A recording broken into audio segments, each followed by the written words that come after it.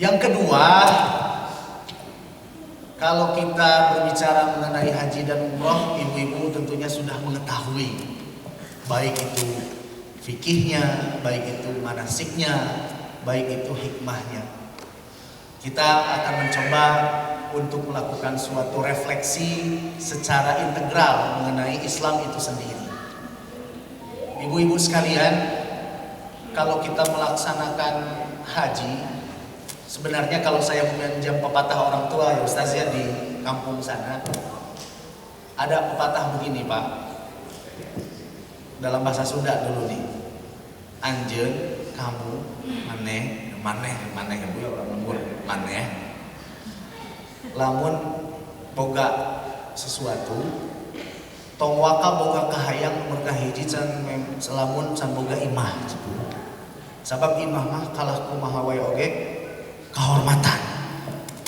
Nah, iya pepatah orang tua ini Bu, ini mau diambil mau enggak silahkan kan begitu. Nomor kedua, lamun geus boga imah tong waka boga kahayang lamun maneh, ini bahasa loma istilahnya, bahasa orang tua. Encan waka init haji.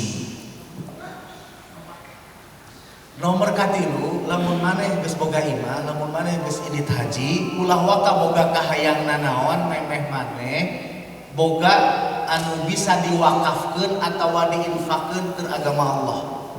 Nah, itu memang sampai beliau menitipkan itu.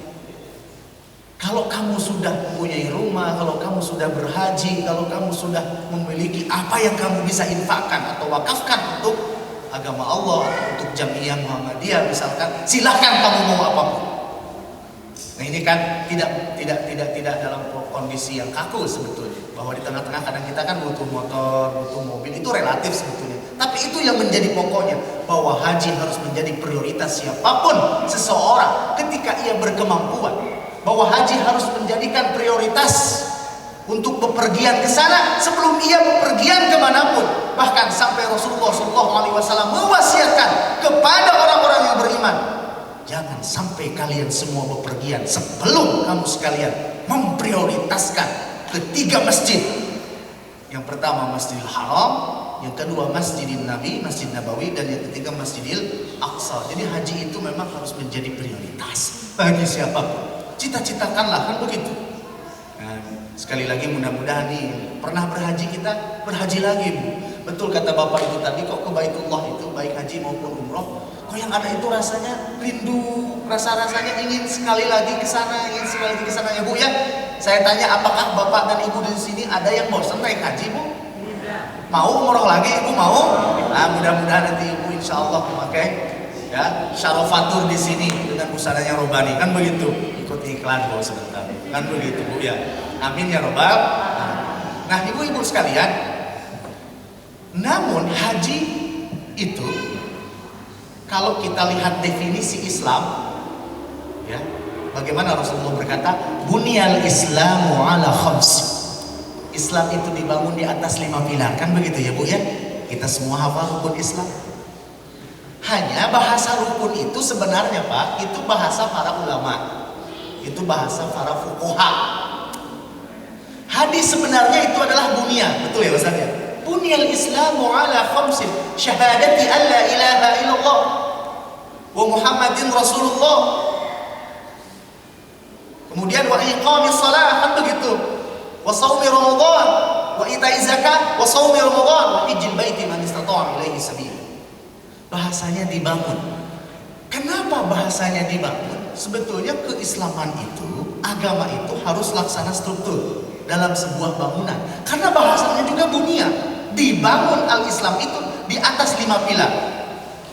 Sebagian para ulama, terutama para ahli sufi ya, Pak Ustaz, ada yang mengilustrasikan ayat menamsilkan bahwa haji itu adalah atapnya dari rumah itu. Karenanya sebelum kita semua memasang atapnya atau peletonnya saat ini, maka terlebih dahulu ada dindingnya, terlebih dahulu ada estegernya, terlebih dahulu ada tiangnya, terlebih dahulu ada pondasinya. Maka seseorang yang ingin memiliki status mabrur, salah satu di antaranya adalah yang kedua, idealnya seseorang yang ingin melaksanakan haji adalah orang yang sudah mengklarifikasi saumnya, orang yang sudah mengevaluasi zakatnya, orang yang sudah meningkatkan kualitas sholatnya, dan orang yang betul-betul sudah meneguhkan di dalam hatinya dua kalimat syahadat. Haji tidak akan sempurna kalau tidak ada puasa. Saum juga tidak paripurna kalau tidak ada zakat. Bahkan haji tidak mungkin dilakukan kalau tanpa zakat. Karena apa? Karena haji itu dilakukan untuk yang berkemampuan, sementara zakat adalah ciri indikator orang yang berkemampuan. Zakat juga tidak ada kalau ia tidak sholat, dan sholat pun tidak diterima oleh Allah kalau tidak ada kalimat tauhid, landasan syahadat di dalam hatinya, atau penahbisan dirinya sebagai seorang muslim. Oleh karenanya Bu, mudah-mudahan kita semua yuk meningkatkan kualitas syahadatnya. Kualitas syahadat itu peneguhan lebih kuat lagi mengenai keyakinan kita bahwasanya Allah Subhanahu wa taala satu-satunya zat yang memiliki hak prerogatif untuk memerintah dan juga melarang kita. Ala lahul khalqu wal amru tabarakallahu rabbul alamin. Ingatlah bahwasanya hak cipta dan hak perintah itu hanyalah milik Allah Subhanahu wa taala. Allah ditempatkan di tempat yang paling tinggi dari semua raja-raja yang ada, dari semua pimpinan-pimpinan yang ada, dari semua orang yang memiliki otoritas untuk memerintah dan juga melarang kita. Allah ditempatkan di tempat struktur sosial yang paling luhur daripada siapapun. Dan yang kedua, meneguhkan Nabi Muhammad sebagai satu-satunya teladan, sebagai satu-satunya panutan. Korelasi antara keduanya bahwa syahadat sebetulnya adalah berbentuk konsep melalui Al-Qur'annya. Syahadat ilahiyah, asyhadu alla ilaha illallah, dan syahadat Rasul adalah konstruk daripada konsep dari syahadat ilahiyah itu.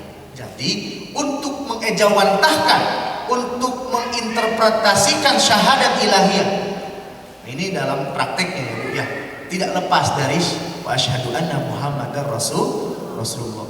Betul itu kata Al-Ustaz tadi, bahwa sunnah itu merupakan tafsir terbaik untuk Al-Quran. Jadi untuk menafsirkan Al-Quran, lihatlah sunnah Rasul. Ini kata Allah loh, wala yatunaka bimathalin illa ji'naka bil haqqi wa ahsana tafsira. Dan mereka tidak akan pernah bisa mendatangkan ayat maupun surat yang sebanding dengan Al-Quran. Akan tetapi kami akan membakali dirimu wahai Muhammad, ji'naka bil haqqi, dengan sebenar-benarnya, wa ahsana tafsira, dan tafsir sebaik-baiknya. Jadi Bu, sunnah itu penjabaran Al-Quran. Kalau kita mau mengetahui apa itu sunnah, yaitu sunnah itu tafsir Al-Quran, untuk menjabarkan Al-Quran. Semua yang dilakukan oleh Rasulullah SAW adalah sunnah dan patut kita ikuti, kecuali dua hal. Yang pertama, saum wisol. Saum wisol itu Bu, kalau kita sahur pada waktu dini hari, maka bukanya pun dini hari lagi. Itu namanya khususiatul Rasul. Walaupun kita kuat melakukannya, tidak boleh kita melakukannya, dilarang. Yang kedua yang khusus untuk Rasul itu adalah menikah, memiliki istri lebih dari 4. Kalau yang mau 5, yang mau 6, yang mau 7, yang mau 8, yang mau 9, sorry, emangnya ayam subur. Masih ingat ibu ayam subur? 4 saja Pak jatahnya. Monggo Pak. Bapak kalau yang punya 1 jatahnya tinggal 3, punya 2 jatahnya 2, punya 3 jatahnya 1. Aduh ibu-ibu nih gimana gitu. Tapi poligami itu harus mengikuti sunnahnya. Kok jadi ngebahas poligami katanya Al-Ustaz? Yang ingin saya sampaikan adalah terkait agama Allah, terkait syariat Allah, harus apa? Harus diterima seutuhnya, jangan sebagian-sebagian. Karena status, kata Allah nih dalam Al-Quran, status kekufuran itu bukan hanya salah satunya ditandai oleh seorang yang non-muslim, tetapi kalau ia menerima sebagian ayat Allah, ia menolak sebagian ayat Allah, bagaimana Allah memvonisnya? Afatu'minuna bi ba'dil kitabi wa takfuruna bi ba'd. Apakah kamu hendak beriman kepada sebagian kitab dan juga menolak sebagian? Hati-hati. Semua syariat Allah itu terlebih dahulu secara keimanan harus kita terima, secara mentalitas harus kita terima. Jangan sampai ada kata Bapak, semua syariat aku terima, dari mulai sholat, zakat dan salat. Hati saya berbuat baik pada orang tua, tapi sorry, kalau mengenai poligami, enggak lah ya. Boleh sih poligami, tapi jangan suami gue. Kalau gitu, lo, gue. Kalau maksa poligami, kenapa? Tidak boleh, Pak. Seorang bapak mengatakan bahwa semua syariat Allah bapak akan terima, tapi satu saja contohnya, bapak tidak mau membedakan antara anak laki-laki dan juga anak perempuan dalam pembagian hak waris. Kalau laki-laki satu, perempuan juga satu. Kalau laki-laki dua, perempuan juga dua. Tidak boleh, Pak. Walidzakari mithlu hadzil unsayain. Laki-laki satu tanggungan, perempuan satu arisan. Pertama, secara keimanan terima dulu semua syariat Allah Subhanahu wa taala. Tetapi yang menjadi catatan, tetapi yang menjadi syarat adalah tidak boleh syariat ataupun salah satu ajaran Islam itu dilaksanakan dengan salah prosedur, dilaksanakan salah mekanisme, karena kalau salah prosedur walaupun asalnya benar menjadi salah konklusinya. Ada sebuah rumus, ini rumus Allah. Plus dikali plus sama dengan plus. Ya kan? Kebenaran yang dijalankan dengan benar, maka hasilnya menjadi benar. Tetapi kalau plus kebenaran kali dijalankan dengan salah, negatif atau hasilnya jadi apa? Negatif. Jadi bapak-bapak mohon maaf, kalaulah berniat poligami harus mengikuti sunnahnya. Sunnah siapa? Pertama, sunnah Nabi Ibrahim alaihis salam. Bagaimana gitu sunnah Nabi Ibrahim alaihis salam? Siti Sarah meminta kepada suaminya Ibrahim untuk menikah lagi. Siti Sarah bahkan mencarikan calon kedua istrinya untuk Nabi Ibrahim. Siti Sarah bahkan ikut menghadiri dan menyaksikan pernikahan suaminya dengan istri keduanya. Kalau bapak-bapak sudah bisa dalam tanda petik menundukkan hati ibu seperti Siti Sarah, monggo Pak mau nikah lagi. Ada masalah? Kan gak ada masalah kan? Contohnya istri saya seperti Siti Sarah, nggak tahu diaminkan apa enggak tuh Bu ya. Makasih Pak yang udah amin Pak. Laki biasa. Sampai meminta, sampai mencarikan, sampai menikahkan, ikut hadir dalam pernikahan saya. Ada masalah dengan ibu-ibu? Sawat betul. Kan gak ada masalah kan? Insya Allah gak akan ada masalah bila bapak-bapak sudah bisa menundukkan dalam tanda petik hati ibu seperti Siti Sarah. Gampang gak Pak kira-kira Pak? Tapi ibu yang minta masalahnya. Banyak hal yang barangkali secara prosedural harus dibicarakan melalui syariat. Ini kendati halal statusnya. Mengikuti sunnah Nabi Muhammad pula. Nabi Muhammad SAW ketika bersama Khadijah, Rasulullah tidak menikah lagi. Kalaupun toh Rasulullah menikah lagi berikutnya, itu atas perintah Allah Subhanahu wa taala. Tapi sunnahnya Rasulullah menikah lagi selepas Rasulullah menikah dengan Siti Aisyah radhiyallahu anha. Selama dengan Siti Khadijah Rasulullah tidak menikah lagi. Baru setelah meninggal dunia Rasulullah ya menikah. Lebih dari 1, 2, 3. Jadi Pak kalau mau ikut sunnahnya, bapak-bapak langkahi dulu mayat. Bu bukan ngedoain ibu meninggal dunia. Ya kan kalau meninggal dunia tadi juga sudah disampaikan, siapa yang tahu gitu kan. Kalau misalkan mau mengikuti sunnah Rasul, Khadijah juga meninggal dunia. Masa ibu-ibu kalau misalkan salah seorang ibu, bukan yang di sini, bukan yang di sini, di luar sana meninggal dunia tiba-tiba si tong nyandungnya tiba-tiba hidup lagi, kan nggak begitu ya Bu ya. Ini hanya kelakar saja, ini hanya guyon saja. Jadi syariat Allah itu seutuhnya harus kita terima secara mentalitas.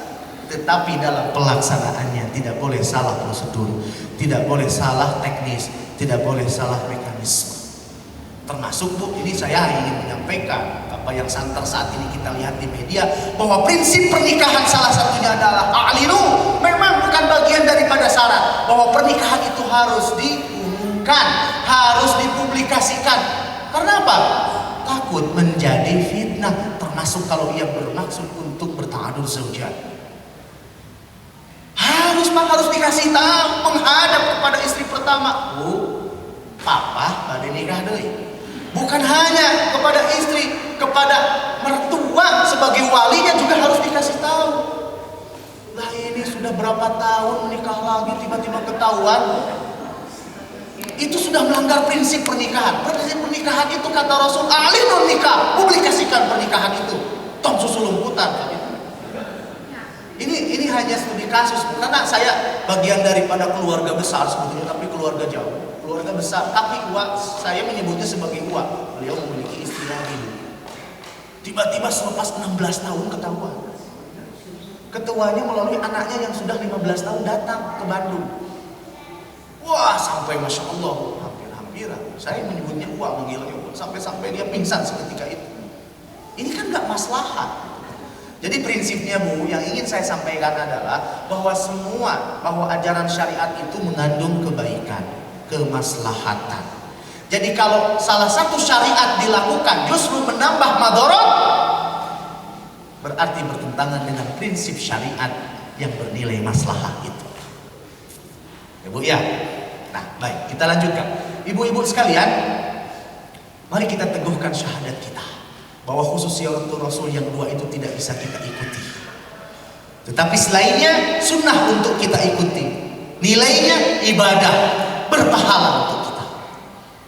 Yang kedua, marilah kita meningkatkan kualitas dan kuantitas sholat.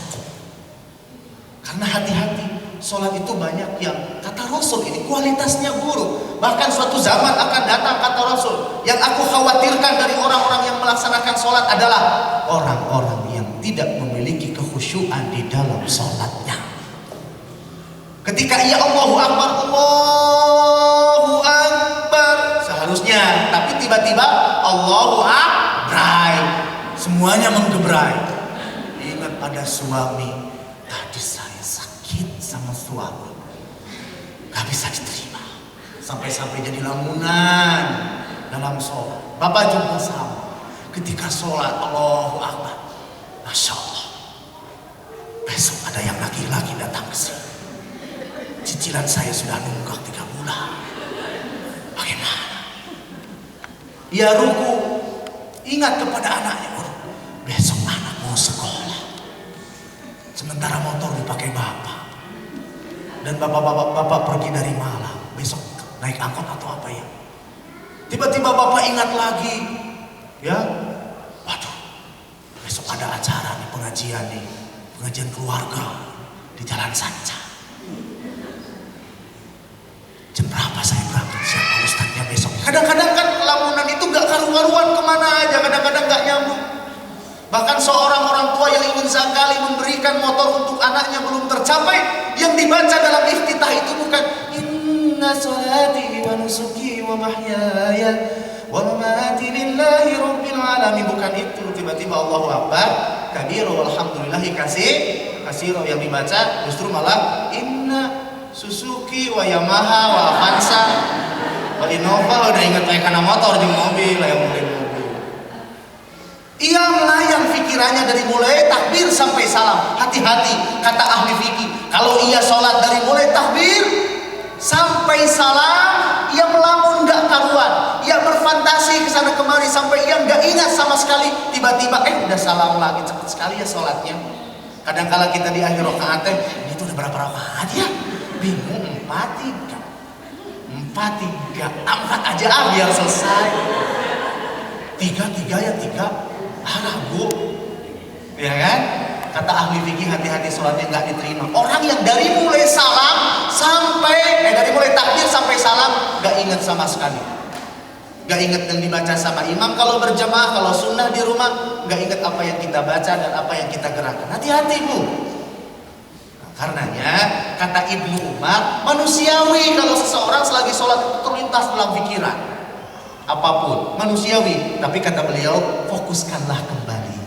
Fokuskanlah kembali. Ingat sesuatu, fokuskanlah kembali. Nanti juga insya Allah akan terbiasa. Tetapi Al-Ghazali menyampaikan bahwa untuk meningkatkan kualitas sholat seseorang itu, yang pertama syaratnya adalah kalau kita mendengar azan, hayya 'alas shalah,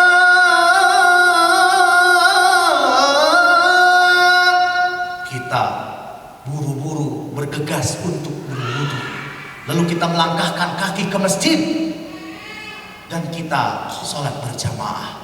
Makanya kata Rasulullah SAW ketika ditanya ayyul a'mali afdal, apa suatu pekerjaan yang paling baik itu, kata Rasul, as-salatu li waqtiha, salat di awal waktu. Kata Imam Al-Ghazali, seseorang yang terbersit saja untuk menangguhkan salat, walaupun 5 menit, walaupun 10 menit, walaupun 15 menit, walaupun setengah jam, apalagi kalau sampai 1 jam, maka makin bertambah penangguhannya, makin berat dan malas salat itu untuk dilakukan. Jadi Bu, kata Al-Ghazali yang pertama, kalau ingin mendapatkan sholat khusyuk, kalau ingin mendapatkan sholat yang berkualitas, biasakanlah untuk sholat di awal waktu. Bagaimana kalau kita di kantor tanggung dengan suatu pekerjaan? Oke, silahkan. Kalau uzur syar'i, kalau sifatnya darurat, silahkan. Tetapi selepas itu tidak ada prioritas yang kita lakukan kecuali sholat. Habis ini sholat, habis ini sholat. Tidak lantas mencari pembenaran, tidak lantas terus mencari alasan. Sehabis ini makan dulu di kantin, makan dulu. Habis makan ngobrol, curhat dulu gue. Jujur aja sih gue tersinggung sama bos ya. Jujur aja sama manajer gue tuh sakit sebenarnya. Curhat terus sampai ngomongin orang. Habis itu kalau cowok mudut lah, udah ngerokok teh, segitu teh, gitu Pak, nggak langsung berwudu untuk masuk masjid atau masuk musola, tiba-tiba duduk dulu leyeh-leyeh di kantor, ngobrol dulu, nanti masih ada waktu jam 2, nanti jam 2:04. Hati-hati Bu, sesuatu yang ringan itu bukan hanya debu dan bukan hanya kapas, tetapi orang yang meninggalkan sholat itu ringan sekali, sangat mudah sekali. Karenanya hati-hati, satu waktu saja seseorang meninggalkan sholat, betapa berat siksanya di hadapan Allah, betapa keras ancamannya dari Allah Subhanahu wa ta'ala. Jangan pernah menangguh-nangguhkan sholat. Sholatlah di awal waktu. Yang kedua Bu, kalau kita sholat ke masjid, ya jangan terburu-buru. Karena ada seorang sahabat yang terengah-engah. Ketika Rasulullah SAW, dia mendengar, siapa tadi yang terengah-engah? Saya Rasul. Kamu kalau mau sholat, tidak usah terburu-buru untuk ke masjid. Tenang saja, santai saja. Bahkan ada doanya dari rumah pergi ke masjid. Relax sambil berdoa. Kan ada doanya yang khusus. Allahumma ja'al fi qalbi nur wa fi sam'i nur wa min fawqi nur wa min tahti nur. Kan begitu, ada doanya yang khusus. Tenang, relax dengan penuh keyakinan, dengan penuh kekhidmatan. Bahkan kita semua mau bertemu dengan Allah Subhanahu wa ta'ala dalam tanda petik. Jangan buru-buru, karena si sahabat itu Bu, ia terengah-engah, ia takbir. Ini cerita nyata. Ia takbir dari mulai pintu masjid, lalu dia mengejar jamaah sambil ruku gitu. Jangan, itu ditegur kata Rasul. Mohon maaf Bu ya, ini hanya demonstrasi saja Bu ya. Jadi si sahabat itu sholat karena dia takut ketinggalan rakaat. Di sini jamaah 3 saf misalkan ya. Si sahabat datang dari sana atau dari belakang. Allahu Akbar, udah takbir. Ketika ruku, ya ini di jalan begini. Sampai-sampai ia terengah-engah karena ia ingin mendapatkan sholat jamaah. Punten sekali tadi malah gak ngemoy. Gak tahu gak ngemoy dan itu. Sebenernya gak ngemoy tadi udah pegang, sebenernya main. Sesah betul. Gak usah kata Rasul itu. Kalau kamu ingin mendapatkan rokaat, maka antisipasilah. Maka bersiap-siaplah. Sekarang kan sudah ada aplikasi yang mengingatkan azan 5 menit lagi ya Bu ya, 10 menit lagi, kan sekarang lebih mudah sebetulnya. Sayyidina Ali itu kalau azan berkumandang, ia loncat seperti seorang prajurit yang dipanggil oleh komandannya.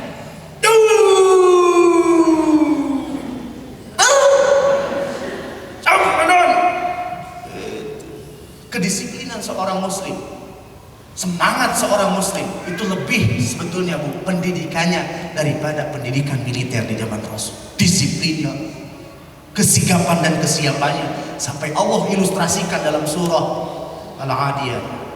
Wal 'adiyati dhabha, gitu. Fal muriyati qadha, fal mughirati subha, fathanna bihi naqa, fawasatna bihi jam'an, innal insana li rabbih lakanud, wa innahu 'ala dhalika lashahid. Wal 'adiyati dhabha, fal muriyati qadha, fal mughirati subha, fathanna bihi naqa, fawasatna bihi jam'a, innal insana li rabbih lakanud, wa innahu 'ala dhalika lashahid, wa innahu li hubbil khairi lasyadid.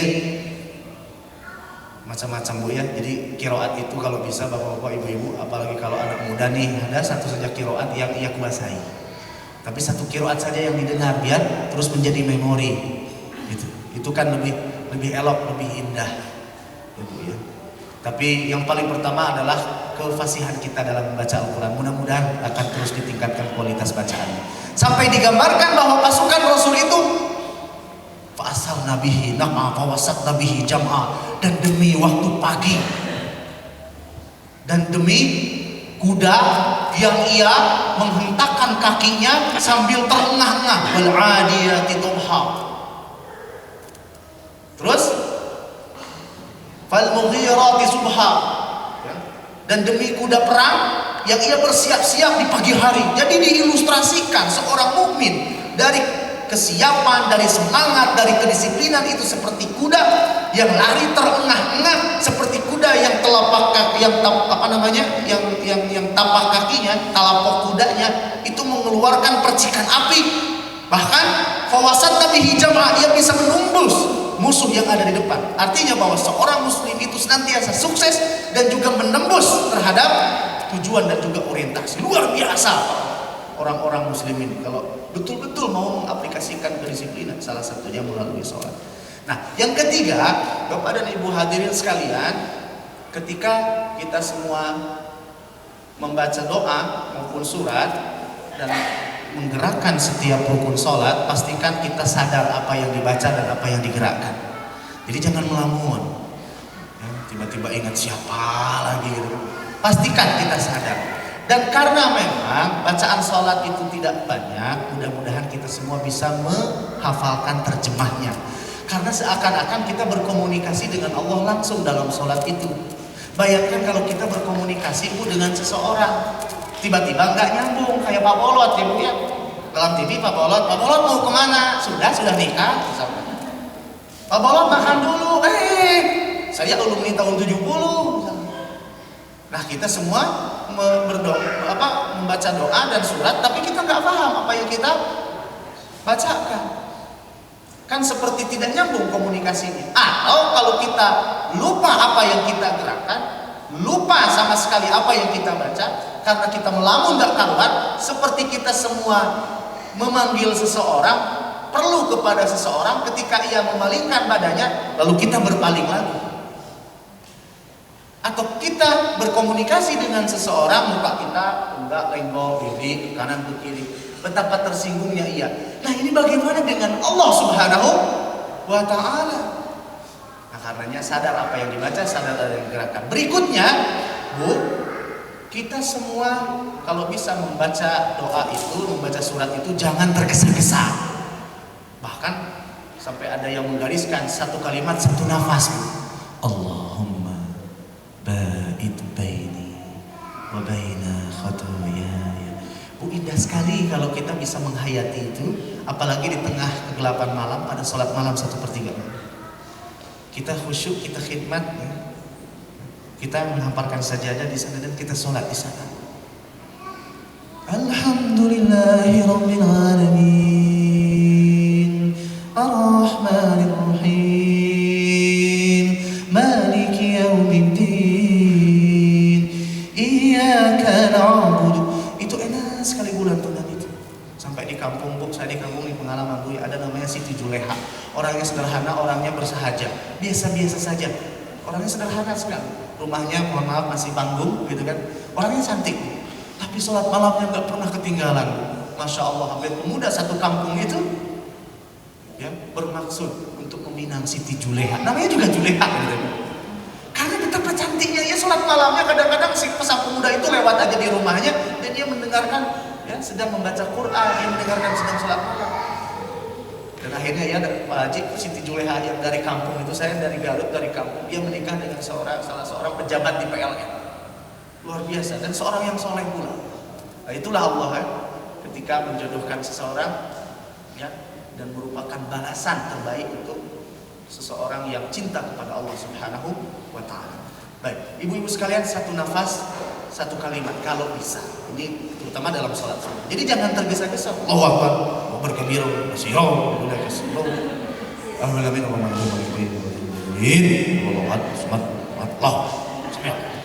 Allah. Itu kayak ayam yang sedang memakan pakannya, sedang makan makanannya, sampai sholat nikum-nikum beruduk aja gitu. Kita tergesa-gesa di dalam sholat. Kita nggak ada tumaninah di sana, nggak itminah, nggak ada ketenangan, nggak menikmati sholat. Ya. Berikutnya adalah ibu-ibu sekalian, asumsikan, yakinilah bahwa Allah memantau sholat kita. Laksana seorang manajer menyaksikan staf maupun karyawannya, laksana seorang mandor yang menyaksikan buruhnya. Kalau mereka itu disaksikan mandor maupun manajernya, pasti mereka bekerja dengan serius. Yakinilah Allah melihat sholat kita, memantau dan menilai sholat kita agar kita semua ada dalam kekhusyuan.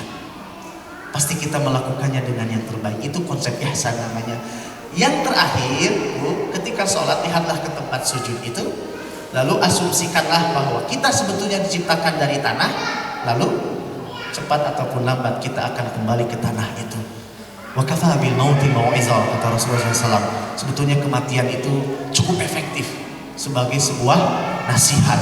Sesekali kalau memang kita sulit-sulit amat untuk khusyuk, untuk konsentrasi ketika sholat, silakan bayangkan kematian. Tapi sekali, hanya sebagai apa saja, sebagai formula saja, tidak selamanya begitu. Nah, ini para ulama menggariskan hal itu ketika kita hendak mendapatkan kekhusyuan sholat, hendak kita mendapatkan kualitas dalam sholat. Karena apa, Bu? Allah Subhanahu wa Ta'ala sampai berfirman, "Wasta'inu bis-sabri was-salah wa innaha lakabiratun illa 'alal khashi'in alladziina yadhunnuna annahum mulaqu rabbihim wa annahum ilaihi raji'un." Nah, gitu Bu ya. Dan minta tolonglah kalian kepada Allah dengan sabar dan juga sholat. Kalau kita memiliki persoalan, memiliki problem yang amat berat, Bu, sholatlah. Tapi yang tulus, yang ikhlas, insya Allah akan meringankan beban pikiran kita. Dan bersabarlah. Karena apa? Karena sholat itu berat dan malas untuk dilakukan illa alal khasyiin, kecuali bagi orang-orang yang khusyuk. Yang khusyuk itu yang bagaimana, kata Al-Quran? Alladzina yadhunnuna annahum mulaqu rabbihim, adalah mereka yang merindukan, yang meyakini bahwasanya mereka itu akan bertemu dengan Allah Subhanahu wa Ta'ala. Yang merindukan kematian itu tadi, Bu, wa annahum ilaihi raji'un, dan sesungguhnya mereka hanya kepada Allah kembali. Kalau tafsir Isyari ini, kalangan sufi ada yang memaknai seperti ini, mulaqu rabbihim itu bukan kematian, tapi bertemu dengan Allah Subhanahu wa Ta'ala pada saat sholat-sholatnya. Jadi orang yang khusyuk itu adalah alladzina yadunnuna annahum mulaqu rabbihim, adalah mereka yang meyakini dan merindukan pertemuan dengan Allah dalam setiap sholat yang 5 waktu.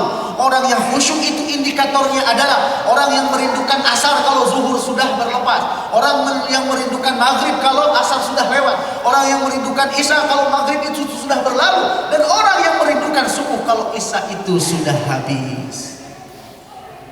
Apakah kita sudah sampai kepada derajat kerinduan dalam menunggu saat-saat tibanya azan berkumandang?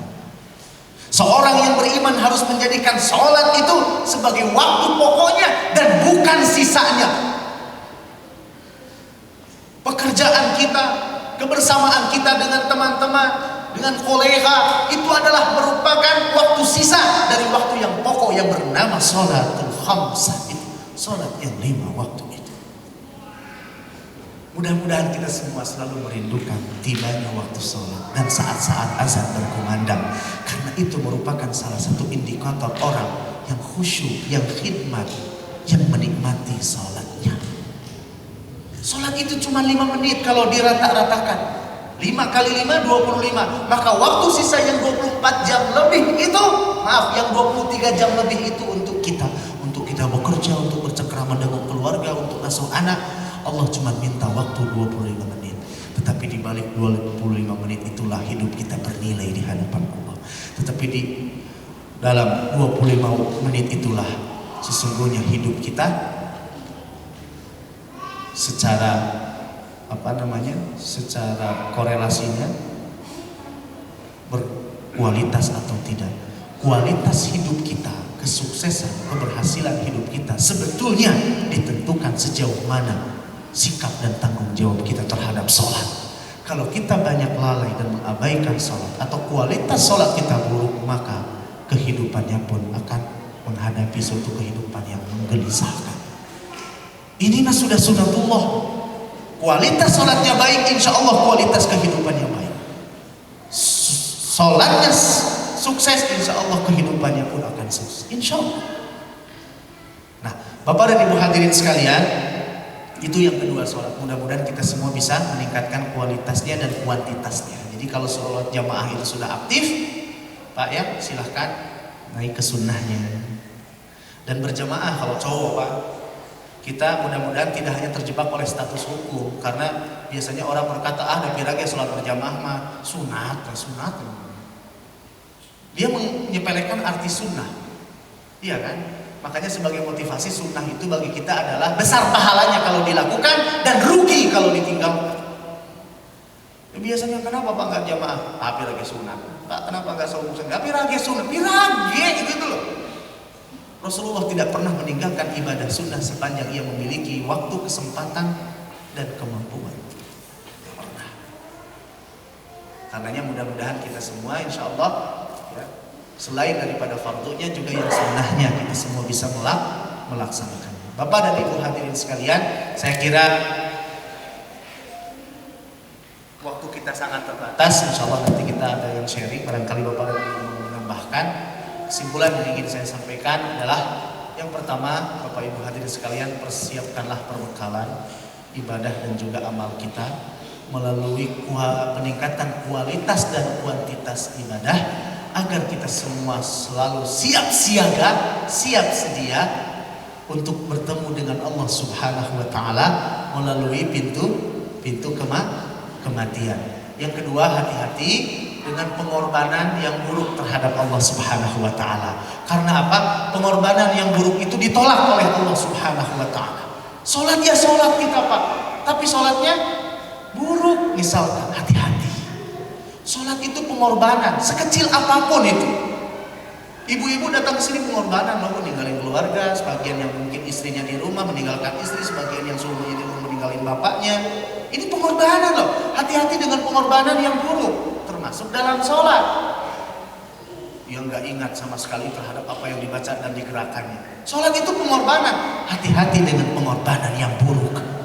Bayangkan ibu-ibu kalau punya pegawai, tiba-tiba ya kerjanya serampangan, kerjanya nggak ikhlas, tiba-tiba marah-marah, pekerjaannya buruk. Ibu-ibu apakah mau mempekerjakan dia lagi? Bahkan ibu-ibu juga nggak mau. Misalkan untuk membayarnya, untuk apa?